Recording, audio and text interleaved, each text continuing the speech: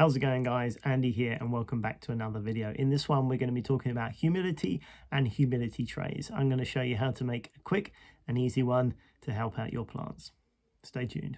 Okay, so as an example, here is my Calathea network. This is currently in a spare room that we don't use very much, and as you may know, Calathea really do appreciate the extra humidity, and it's in a room that doesn't actually get that much humidity. It's sat here on a cabinet with one of my DIY drip trays, which just stop the water hitting the wood here.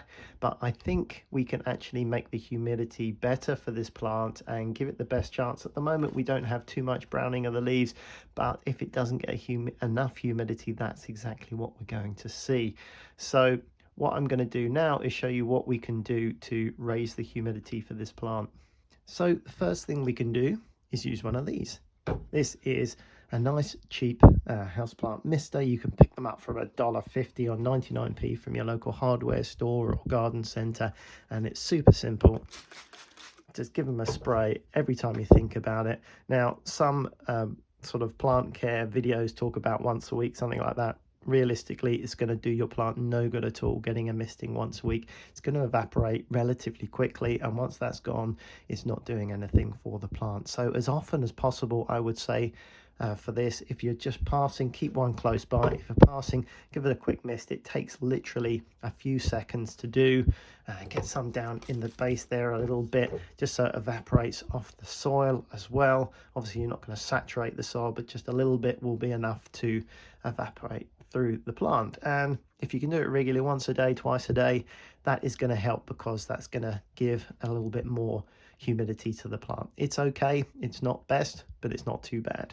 The next best thing we can do is create a humidity tray for the plant, which we can use something like this. This is just my DIY basic drip tray. I'm reusing plastic things that we get from our food. I think it's a great way, so we're not buying extra plastic, we're just using what we've got already, and it's totally free, which I think is helpful. They're see-through, so you don't really see them too badly. And what we can do is convert this drip tray into a humidity tray, so I'm going to show you how to do that right now.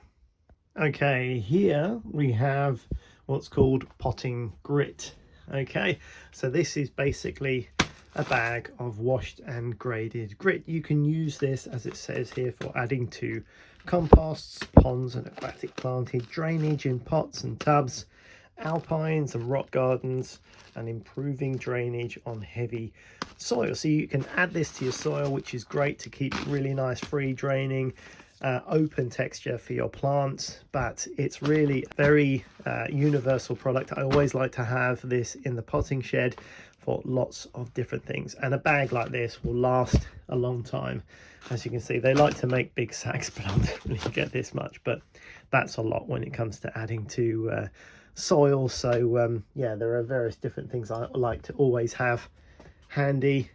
Another one is perlite. I've always got perlite for the same reason, adding drainage and oxygen to the roots of plants. So yeah, let's crack this one open, and I'll show you what it looks like, and we'll get it into the humidity tray. So I've got my trusty Dilac harvest knife. Put a link in the description where you can get one of these, because I use it for everything. It's very handy. Let's see if I can do this one-handed.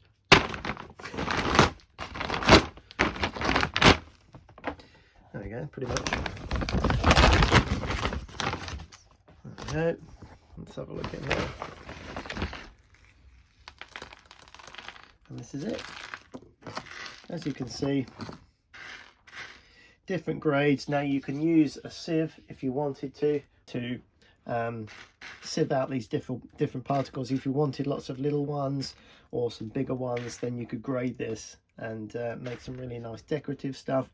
Or if you want just some of these fine particles that you want to put into your soil, you can do as well. So very useful for lots of different things, and super cheap. I think this sack was like, I don't know, under £10, sort of left, maybe about £7, something like this, so maybe $10.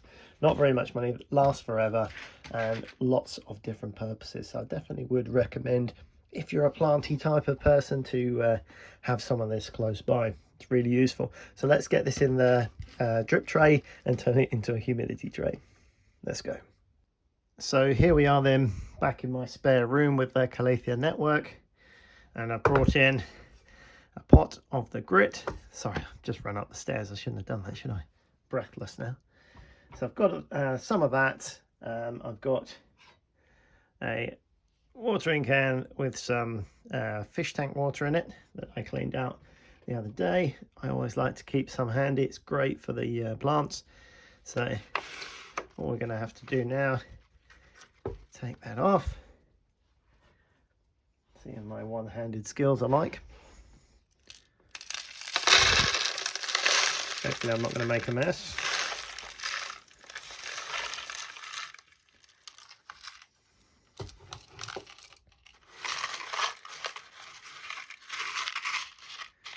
There we go. I'm just going to spread that out, give it a shake to make it even.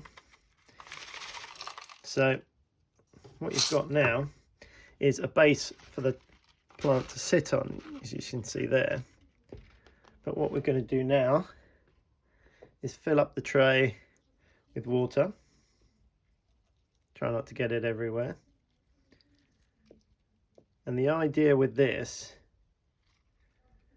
is to stop just before the water level gets to the top of the gravel. Okay, so you don't want to be watering the plant like this, because then, you know, what you don't want to do is have the plant sitting in water all the time.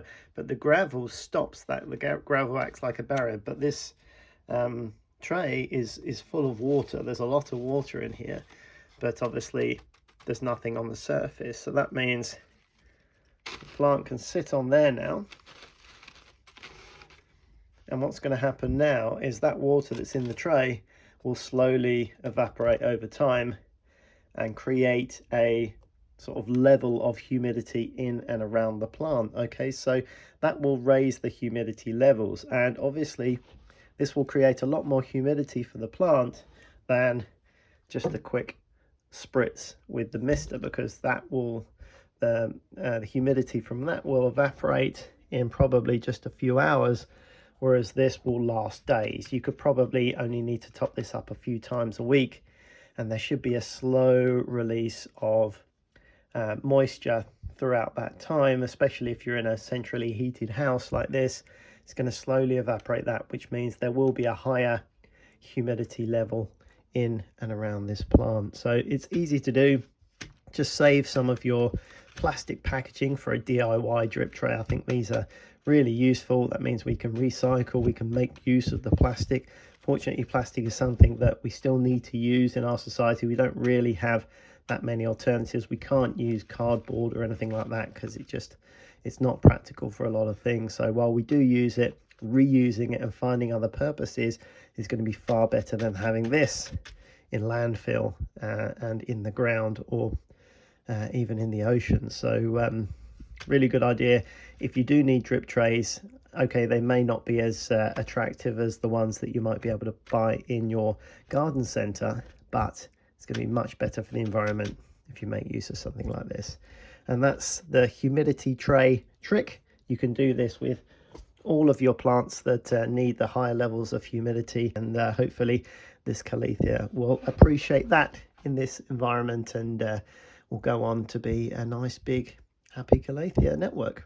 All right, guys, I hope you found that reasonably helpful or useful. Please give it a thumbs up if you did, and subscribe for more house planty type videos coming along very soon. Bye for now.